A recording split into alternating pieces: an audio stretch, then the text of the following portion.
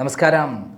അവസാനം ഇന്നലെ പോലീസ് പോത്തുണ്ടിയിൽ ചെന്താമരയെ പിടികൂടിയത് വളരെ തന്ത്രപരമായിട്ടാണ് എന്ന് പറയാൻ പറ്റും. അതായത് പോത്തുണ്ടി മലയിൽ, കാടുകളിൽ, മരങ്ങളിൽ, ഒളിത്താവളങ്ങളിലെല്ലാം തന്നെ, ഒളിക്കാൻ പറ്റുന്ന സ്ഥലങ്ങളിലെല്ലാം തന്നെ പോലീസ് മാത്രമല്ല അവിടെയുള്ള നാട്ടുകാരും കൂടി ഇറങ്ങുകയും വടിയും കുന്തവുമായിട്ട് ഇറങ്ങുകയും എവിടെ കണ്ടാലും അടിച്ചു കൊല്ലുമെന്നുള്ള രൂപത്തിൽ ജനങ്ങൾ ഇളകി പ്രതിഷേധം അറിയിച്ചു കൊണ്ടിരിക്കുകയും ചെയ്തിരുന്നു. ദൃശ്യമാധ്യമങ്ങളിലെല്ലാം ഓരോരുത്തരും കിട്ടിയാൽ അടിച്ചു കൊല്ലും എന്ന് തന്നെയാണ് പറഞ്ഞത്. അതിനുശേഷം ആണ് വളരെ തന്ത്രപരമായി ജനങ്ങളെ മുഴുവൻ ഈ പോത്തുണ്ടി മലയിലേക്ക് കയറ്റി അയച്ച ശേഷം കൃത്യമായിട്ടുള്ള ഒരു ഓപ്പറേഷൻ പോലീസ് നടത്തി എന്നുള്ളത് സത്യമാണ്. അതായത് ഈ പറയുന്ന ചെന്താമര വിശന്നാൽ തീർച്ചയായും ഇറങ്ങി വരും, ഇറങ്ങി വന്ന് ഭക്ഷണം കഴിക്കാൻ വരും എന്ന് കൃത്യമായി വിവരം കൊടുത്തത് സഹോദരനാണ്. കാരണം സഹോദരന് പോലും പേടിയാണ് എന്നുള്ളതാണ് സത്യം. സഹോദരൻ പറഞ്ഞ പോലെ തന്നെ എല്ലാവരും ഇറങ്ങി എന്ന് മനസ്സിലായപ്പോൾ ഒരു മരത്തിൻ്റെ പൊത്തിൻ്റെ ഉള്ളിൽ ഒളിച്ചിരുന്ന ഇദ്ദേഹം, അതായത് ചെന്താമര ഇറങ്ങി വരികയും കൃത്യമായി സഹോദരൻ്റെ വീട്ടിൽ എത്തുന്ന സന്ദർഭത്തിൽ മഫ്തി വേഷത്തിൽ കാത്തിരുന്ന പോലീസുകാർ പിടികൂടുകയും ചെയ്തു. പക്ഷേ പോലീസുകാർ ചെയ്യേണ്ട ഒരേ ഒരു കാര്യം, 2 പേരെ വെട്ടിക്കൊന്ന് ഈ പറയുന്ന ആൾ വീണ്ടും 3 പേരെ കൂടി വെട്ടിക്കൊല്ലാൻ വേണ്ടി റെഡിയായി നിൽക്കുകയായിരുന്നു. സ്വന്തം ഭാര്യയെയും മകളെയും മകളുടെ കുട്ടിയെയും. അങ്ങനെ 3 പേരെ വെട്ടിക്കൊല്ലാൻ വേണ്ടി പ്ലാൻ ചെയ്ത് കൃത്യമായി കരുക്കൾ നീക്കാൻ റെഡിയായി നിന്ന ഈ പറയുന്ന ഭീകരജീവിയെ നമ്മൾ വയനാട്ടിൽ കടുവയെ വെടിവെച്ച് കൊല്ലാൻ ഗവൺമെൻറ് തന്നെ ഉത്തരവ് പുറപ്പെടുവിച്ചിരിക്കെ ഇത് മനുഷ്യനും മൃഗവുമല്ലാത്ത ഈ ജീവിയെ ശരിക്കും വെടിവെച്ച് കൊല്ലുകയായിരുന്നില്ല വേണ്ടിയിരുന്നത്. പകരം ഏറ്റുമുട്ടൽ എന്ന രൂപത്തിൽ 2 കാലും വെടിവെച്ച് വീഴ്ത്തുക എന്നുള്ളതായിരുന്നു വേണ്ടിയിരുന്നത്. അങ്ങനെ എഴഞ്ഞ് ജീവിതകാലം മുഴുവൻ അതിൻ്റെ വേദന അനുഭവിച്ച് എന്നിട്ട് വേണം മരിക്കേണ്ടത് ഈ ജീവി. അത്രയും മൃഗീയ സ്വഭാവമുള്ള ഒരു സൈക്കോ ആയിരുന്നു ചെന്താമര എന്നുള്ളതാണ് സത്യം. എന്നാൽ പോലീസ് അത്തരം കാര്യങ്ങളൊന്നും ചെയ്തില്ല. ഇത് ആന്ധ്രാപ്രദേശിലോ UP-യിലോ ആയിരുന്നെങ്കിൽ അവിടുത്തെ പോലീസ് തീർച്ചയായും ഈ പറയുന്ന ആളെ വെടിവെച്ച് കൊന്നിരുന്നേനെ. വെടിവെച്ച് കൊന്നാൽ ഒറ്റ നിമിഷം കൊണ്ട് ആൾ മരിച്ചു പോകും, വേദന അറിയില്ല.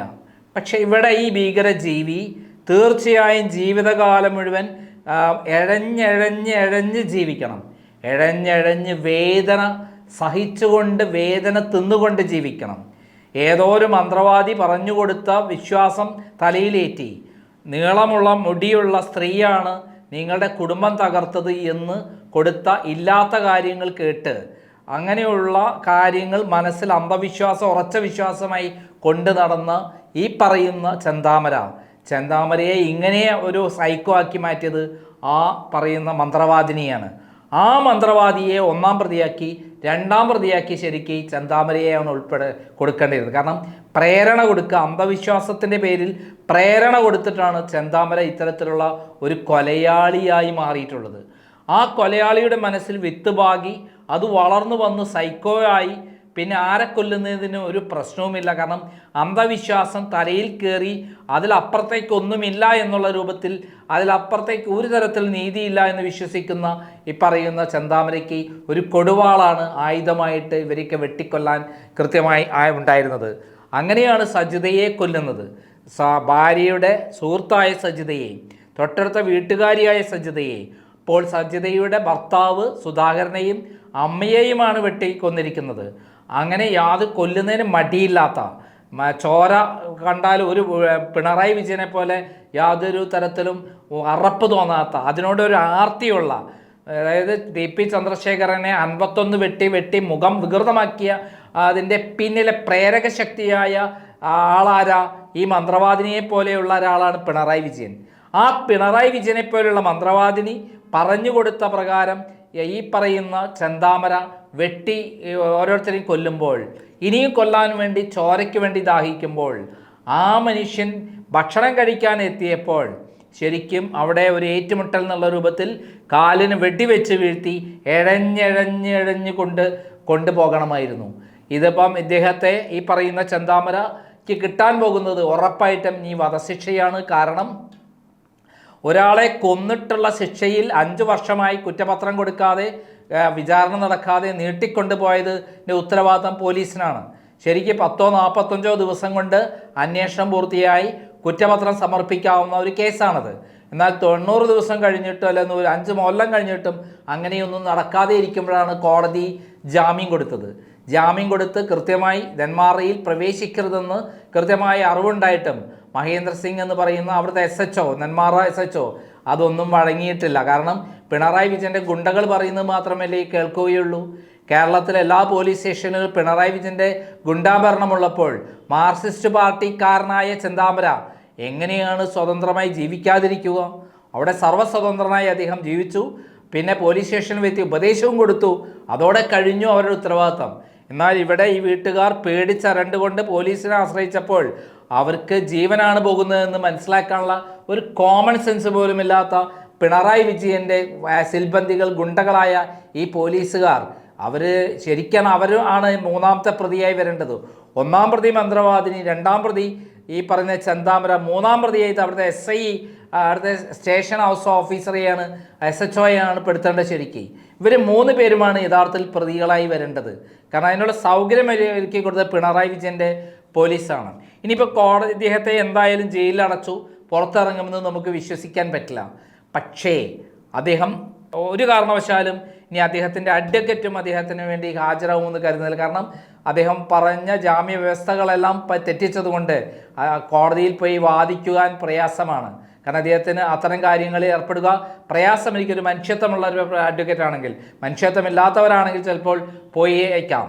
മാത്രമല്ല ഈ കൊലപാതകത്തിൽ ഇനിയൊരു 3 പേരെ വെട്ടിക്കൊല്ലുന്ന കൊലപാതകത്തിൽ ആദ്യത്തെ കൊലപാതകത്തിൻ്റെ ശിക്ഷയായി തന്നെ അപൂർവങ്ങളിൽ അപൂർവങ്ങളായ ഒരു കേസായി പരിഗണിച്ച് അദ്ദേഹത്തെ തൂക്കിക്കൊല്ലാനായിരിക്കും വിധിക്കുക. തൂക്കിക്കൊന്നാൽ ഒരു നിമിഷം കൊണ്ട് കഴിയും, വേദനിച്ച് കഴിഞ്ഞ് എല്ലാം കഴിയും. പോരാ, ശരിക്കും പോലീസ് ചെയ്യേണ്ടിയിരുന്നത് UP പോലീസിനെ പോലെ അല്ലെങ്കിൽ ആന്ധ്രാപ്രദേശ് പോലീസിനെ പോലെ അരയ്ക്ക് കീഴ്പോട്ട് വെടിവെച്ചിട്ട് 4 രണ്ടും തകർത്തിട്ട് അരയ്ക്ക് കീഴ്പാൽ ജീവനില്ലാത്ത രൂപത്തിൽ ഇഴഞ്ഞ് ജീവിച്ച് നരകയാതന അനുഭവിക്കേണ്ട ഒരാളായിരുന്നു ഈ പറയുന്ന ചെന്താമര.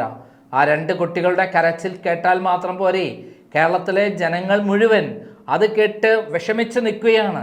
നമുക്ക് ഒരു മാസമായിട്ടില്ല, നമ്മൾക്കറിയാം ചെങ്ങമ്മനാട് എന്ന് പറയുന്ന സ്ഥലത്ത് പറവൂരിൽ 3 പേരെ വെട്ടിക്കൊന്ന് ഒരാളെ, അതും ജയിലിൽ നിന്ന് ഇറങ്ങി വന്ന ശേഷമാണ് കൊന്നത്.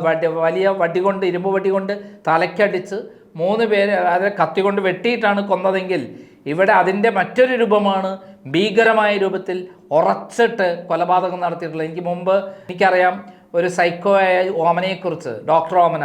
കാമുകനെ വെട്ടിക്കുറന്ന് കഷ്ണങ്ങളാക്കി ഊട്ടിയിൽ എല്ലായിടത്തും വിട്ട് എന്നെ കാണാൻ വന്നിരുന്നു ക്രൈമിൻ്റെ ചീഫ് എഡിറ്റർ എന്നുള്ളത്. ഞാൻ അവരുടെ ഇൻ്റർവ്യൂ അന്ന് ഞാൻ പ്രസിദ്ധീകരിച്ചിരുന്നു.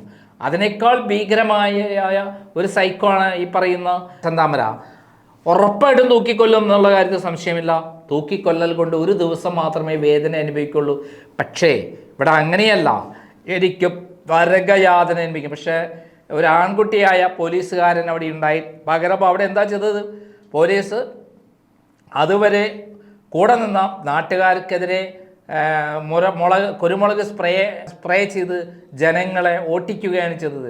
ജനങ്ങളെ പറഞ്ഞ് മനസ്സിലാക്കി കാര്യങ്ങൾ അവതരിപ്പിക്കേണ്ട പോലീസിന് ജനങ്ങളെ ആവശ്യം കഴിഞ്ഞാൽ തല്ലി ഓടിക്കുന്നതാണല്ലോ കേരളത്തിലെ പിണറായി പോലീസിൻ്റെ നടപടികളെല്ലാം. എന്തായാലും ഒരു കാര്യം നമ്മൾ കാത്തിരിക്കാം, ഇദ്ദേഹത്തെ തൂക്കിക്കൊല്ലും. ഈ പറയുന്ന ചെന്താമരയെ തൂക്കിക്കൊല്ലും, അതിന് യാതൊരു സംശയമില്ല. ഒരു കാരണവശാലും അതിലപ്പുറത്തേക്കുള്ള ശിക്ഷ വരില്ല എന്ന് വിശ്വസിക്കുന്ന ആളാണ് ഞാൻ. അതിനുവേണ്ടി എല്ലാവരും ഒരേപോലെ ശ്രദ്ധിക്കുമെന്നുള്ള കാര്യത്തിൽ യാതൊരു സംശയം. പക്ഷേ അങ്ങനെയല്ല വേണ്ടത്. ഇതിനകത്ത് 1 മന്ത്രവാദിനിയെ പ്രതിയാക്കണം, 2 ഏറ്റവും പ്രധാനപ്പെട്ടത് പോലീസ് ഉദ്യോഗസ്ഥനെയും പ്രതിയാക്കണം. കാരണം അദ്ദേഹം അവസരം കൊടുത്തത് കൊണ്ടാണ്, ഈ നെന്മാറയിൽ പ്രവേശിക്കാൻ അവസരം കൊടുത്തതുകൊണ്ടാണ് ഇത്തരത്തിൽ സംഭവം. അദ്ദേഹവും ഇതിൻ്റെ യഥാർത്ഥ പ്രതിയാണ്. കാരണം മഹേന്ദ്ര സിംഗ് എന്ന് പറയുന്ന ആളെ പോലീസ് SHOനെ താൽക്കാലിക സസ്പെൻഡ് ചെയ്തുകൊണ്ട് കാര്യമില്ല, അദ്ദേഹത്തെയും പ്രതിയാക്കണം. അങ്ങനെ 3 പേരെയും ശരിക്കും ഇതിനകത്ത് ശിക്ഷിക്കണം. എന്നിട്ട് ഈ പറയുന്ന ആളെ ജയിലിലുള്ള ആളുകളാണെങ്കിലും വെടിവെച്ച് വീഴ്ചോ കാലിനടിച്ച് വീഴ്ത്തിയിട്ടോ ഇതാവുകയാണ് വേണ്ടത് എന്നുള്ളതാണ് എൻ്റെ ഒപ്പീനിയൻ. ഇത് നിയമവിരുദ്ധമായ കാര്യമാണെങ്കിലും ചില കാര്യങ്ങളിൽ നിയമവിരുദ്ധമായ കാര്യങ്ങൾ ചെയ്യേണ്ടതുണ്ട്.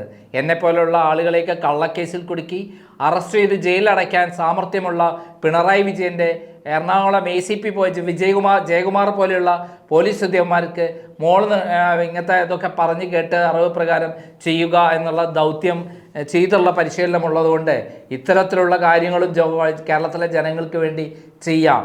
അതെ, മുട്ടിലഴഞ്ഞ് നടക്കണം ഈ പറയുന്ന ഭീകരനായ ചെന്താമര എന്നുള്ളതാണ് എനിക്ക് പറയാനുള്ളത്. നന്ദി, നമസ്കാരം.